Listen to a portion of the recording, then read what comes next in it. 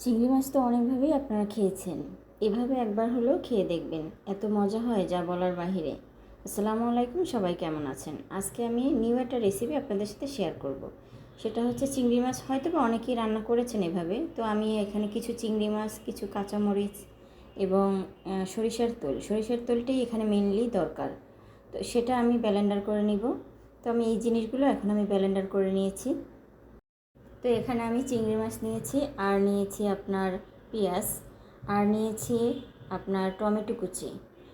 এখানে হচ্ছে মেইনলি ব্যাপারই হচ্ছে সরিষার তেল দিয়েই আমি রান্নাটা সম্পূর্ণ ক্লিয়ার করব। তো এখানে আমি দিয়ে দিচ্ছি সামান্য পরিমাণে আপনার গুঁড়া মরিচ, আর সামান্য পরিমাণে হলুদ দিব।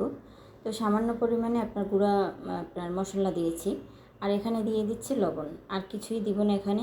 তো আমি এখন আদা রসুনের পেস্ট, এখন আমি পেনে সরিষার তেল দিয়েছি, সেখানে আমি যে সব কিছু রেখেছি ওইটা আমি দিয়ে দিলাম।